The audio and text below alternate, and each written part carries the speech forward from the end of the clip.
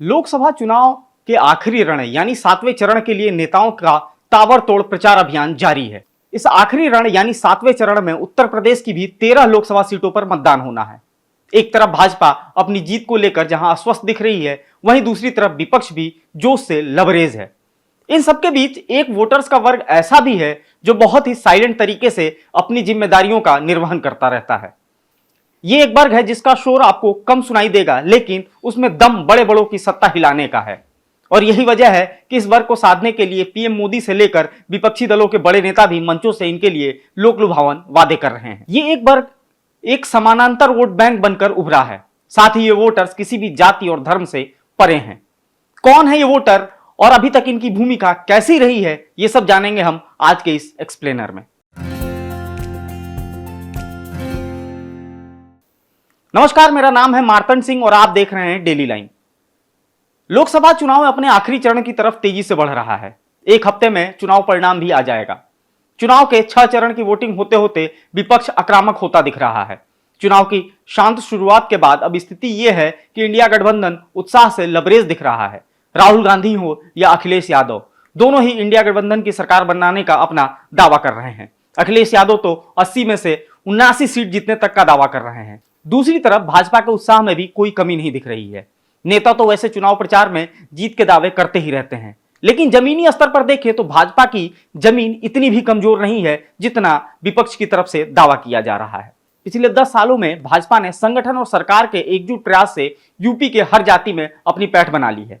चाहे बसपा का काडर माना जाने वाला जाटो वोट बैंक हो या फिर सपा का यादव वोट बैंक, सभी में सेंध लग चुकी है। यही नहीं, सपा बसपा कांग्रेस की राजनीति का रीढ़ माने जाने वाले मुसलमानों को भी भाजपा ने तमाम सरकारी योजनाओं का लाभ पहुंचाकर अपनी तरफ करने की कोशिश जारी रखी है। लेकिन सबसे अहम बात यह है कि भाजपा ने इसके समानांतर भी अपना एक बड़ा वोट बैंक खड़ा कर लिया है। यह वोट बैंक जाति और मजहब से परे है। वह है आधी आबादी यानी महिला मतदाता।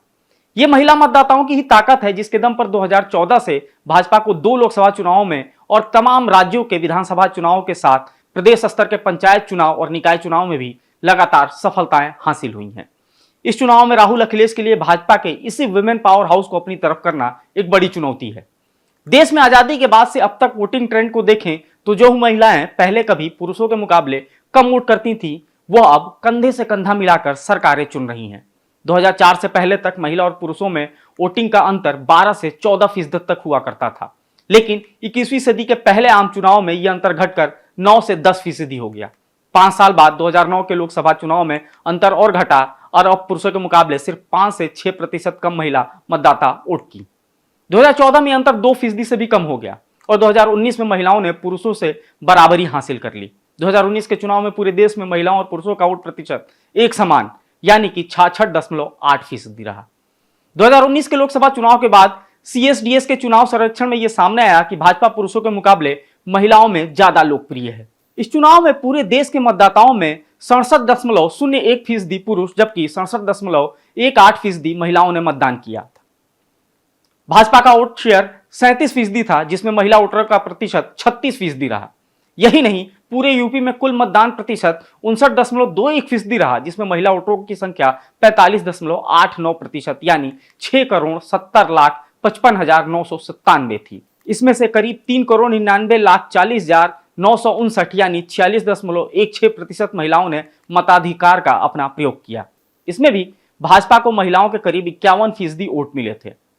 अब 2024 के लोकसभा चुनाव में उत्तर प्रदेश की इस बार मतदाताओं की कुल संख्या 15.29 करोड़ है। इसमें से 8.14 करोड़ पुरुष हैं जबकि 7.15 करोड़ महिला वोटर है। इस बार 31.24 लाख नई महिला वोटर यूपी में जोड़ी गई हैं। ऐसे वोटर जो पहली बार अपने मताधिकार का प्रयोग करेंगे, उनकी कुल संख्या 20.41 लाख है। इनमें 7.28 लाख 18 से 19 साल की लड़कियां हैं। विधानसभा चुनाव की बात करें तो 2022 के यूपी विधानसभा चुनाव में इंडिया टुडे और एक्सिस माई इंडिया के एग्जिट पोल के अनुसार भाजपा को 16% महिलाओं ने अधिक वोट किया, जबकि पुरुषों में ये आंकड़ा सिर्फ 4% ही रहा। सर्वे में सामने आया कि विधानसभा चुनाव में भाजपा की जीत के पीछे कुछ योजनाओं का फैक्टर बहुत ही अहम रहा। इनमें उज्ज्वला योजना, शौचालय योजना, प्रधानमंत्री आवास योजना, घर घर बिजली योजना, किसान सम्मान निधि और मुफ्त राशन योजना प्रमुख हैं। राजनीतिक विश्लेषकों का मानना है कि इस बार के लोकसभा चुनाव में भी इन फैक्टर्स को नकारा नहीं जा सकता। एक बड़ी आबादी सीधे इन योजनाओं से लाभ ले रही है।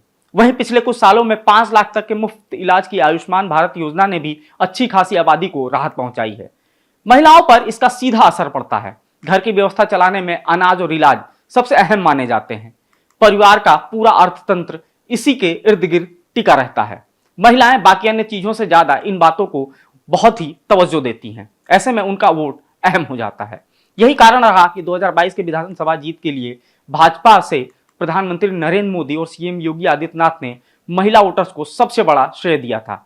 पीएम मोदी ने कहा था कि हमारा सौभाग्य है कि जहां जहां माताओं, बहनों और बेटियों ने पुरुषों के मुकाबले अधिक वोट किया, वहां भाजपा को प्रचंड जीत मिली। यूपी की इस जीत में महिलाएं ही सारथी हैं। भाजपा की रणनीति महिलाओं को लेकर स्पष्ट है।